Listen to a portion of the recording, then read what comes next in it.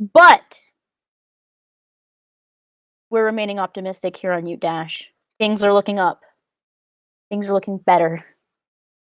So, hypothetically, but also thinking about it, this will be Utah's first game if they play USC on Saturday at 8:30 Mountain Time on ESPN at Rice Eccles Stadium. How do you feel about this, Cole? Because I have some very strong opinions about this one. Well, I hope the game happens. Correct. That's a good first point. I hope it happens. I'm confident that it's going to happen. I think Utah will be ready. The only question is, will USC? I think they will. But comparing how I saw USC before the season to now, I don't think they're as scary as I originally thought. This game could go so many different ways depending on who's available on both sides. But I'd say that USC is lucky to be 2-0. They should have lost to ASU. They barely survived an Arizona team that has struggled immensely the last few seasons. They're not quite as elite as I expected them to be. However, they do have 2 games of experience to Utah's 0, and that could be a big determining factor in who wins the football game. But on the flip side, Utah has 2 games of tape to watch on USC, while USC doesn't even know who's taking the snaps for Utah. Those are some big brain moves with those, because that's how my thoughts too. Okay. Yes, USC won both of their first 2 games, but my big thing about the Arizona game is, since that was Arizona's first game, how good is Arizona versus how was USC just kind of underestimating what Arizona was capable of doing? That's my thing. But one of my other big things about this game is we don't know who's going to be available for Utah and who's not. So we could literally be running out there with a scout team quarterback, which it's not looking like that. Whittingham said today that a lot of the starters are coming back and a lot of position groups are getting better. So we're having less and less walk-ons and scout team players taking second string, 2 deep reps. Yep. So that's good.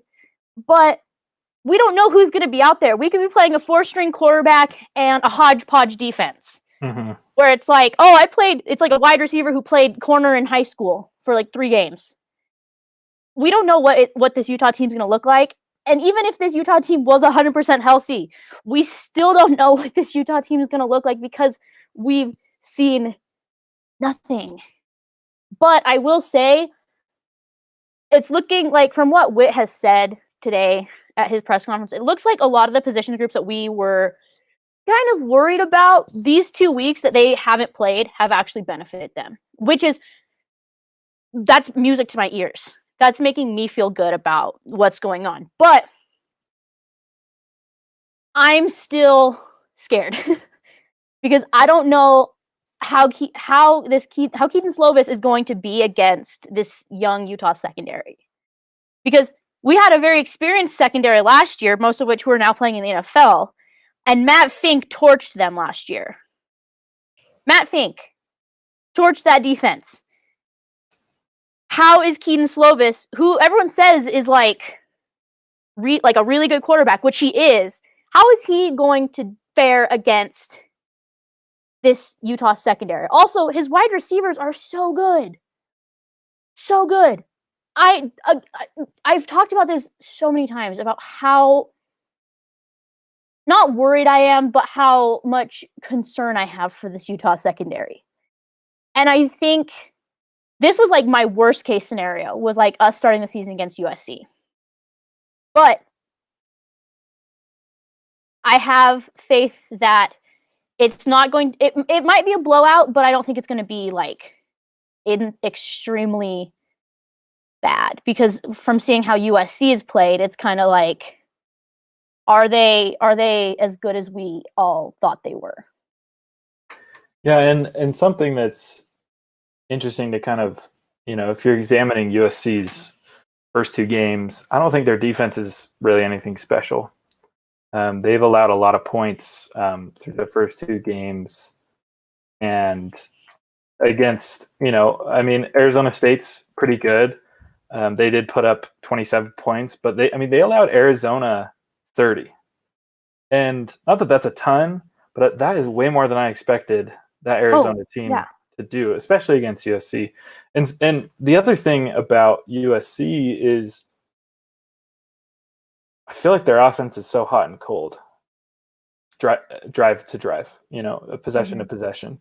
They're kind of like Utah, where it takes a couple drives to get them going. Right, but at the same time, there's also they're in the they could be in the. I feel like with Utah in past seasons, especially last, once Utah was rolling, they were going. And they didn't take their foot off the gas. Right, there very rarely was a hiccup. Whereas, especially against Arizona, USC, the second half just wasn't that impressive to me, and there were several 3-and-outs. But what they did do is when they needed a touchdown, they were able to get it. They were able to drive down at the end of the game and score with pretty much no time remaining on the clock. And it was, I don't know if they dropped any passes. I mean, they were lasers, and they were bringing them in, and stepping out of bounds to stop the clock, and they scored and they won the game. So I don't know. I think it could potentially be a shootout here, and whichever offense is on the field last, is going to win the football game.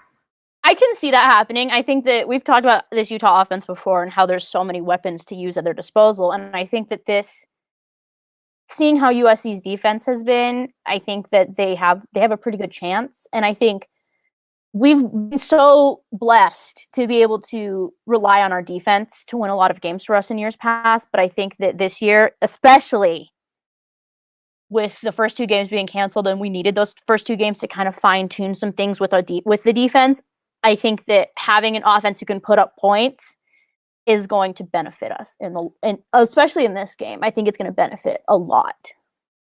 Yeah, and it's kind of going back to what you were talking about earlier.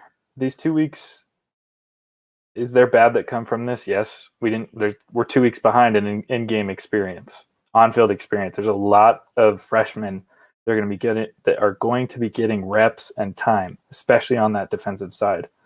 But it's also 2 weeks to learn. It's 2 weeks to get that much better, to be prepared, to perfect, and to watch and to know how USC is going to play their game, how they're going to react, what to look for, and they have no idea. They have absolutely no idea who our stars are, what to expect, and who our quarterback is. Exactly. And so, Sammy, I'm just excited for Utah football. I'm just going to finish with that. I'll take Utah football wherever I can get it at this point. Like, I'm back to rewatching clips on YouTube of just to get my fix. But the last thing I will say before we move on to our final topic, which Cole and I are very excited about today, is I think it's going to benefit Utah that we have 2 weeks of film on USC and they have none on us, especially with such a young team. For sure.